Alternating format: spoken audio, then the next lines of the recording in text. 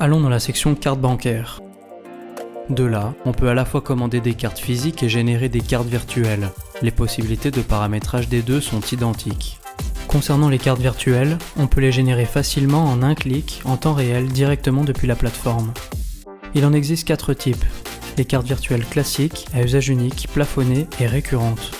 Ces dernières sont d'ailleurs idéales pour les abonnements en ligne. Retournons sur les cartes physiques. Sur ce compte, on peut y voir 2 cartes activées et une carte verrouillée. Plusieurs vues sont d'ailleurs possibles. Vous pouvez commander des cartes directement depuis votre espace client, pour vous, pour un collaborateur ou pour plusieurs collaborateurs en même temps.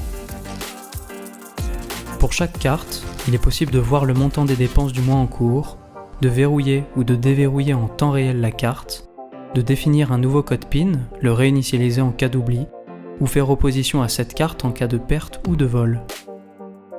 On a accès à toutes les opérations de chaque carte avec la possibilité de les exporter dans 4 formats de fichiers différents, avec ou sans les justificatifs. Concernant les paramètres, ils sont nombreux et vont vous permettre de contrôler au mieux les dépenses de vos collaborateurs. Toutes ces fonctionnalités sont activables et désactivables en temps réel, comme le paiement sans contact, le paiement sur Internet et à distance, le paiement par bande magnétique, le retrait en distributeur, le paiement en devises étrangères et l'option du justificatif obligatoire.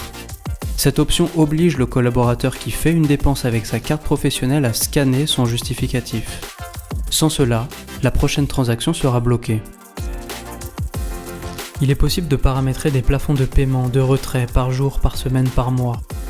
On va pouvoir programmer des alertes par mail si le plafond est atteint ou en fonction d'un seuil de dépenses qu'on a défini. On peut bloquer l'utilisation de la carte certains jours ou certaines plages horaires. Par exemple, si vous décidez d'octroyer une carte à un de vos collaborateurs qui part en voyage d'affaires, vous pouvez bloquer automatiquement la carte le samedi et le dimanche et autoriser les dépenses uniquement de 7h du matin à 19h le soir. Il est possible de bloquer des catégories de dépenses, par exemple, bloquer les locations de voitures, les stations essence, les hôtels, les restaurants ou encore les supermarchés. Pour aller plus loin, on peut bloquer les dépenses en fonction de mots-clés.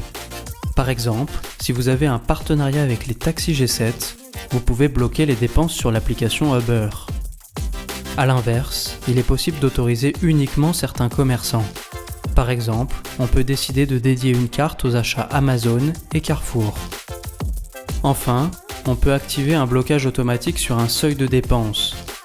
Définir le nombre de transactions maximales autorisées par jour, par semaine, par mois. Bloquer des dépenses dans certains pays, par exemple Italie et Espagne. Ou encore renseigner les pays dans lesquels on compte voyager pour lever les éventuelles alertes fraude.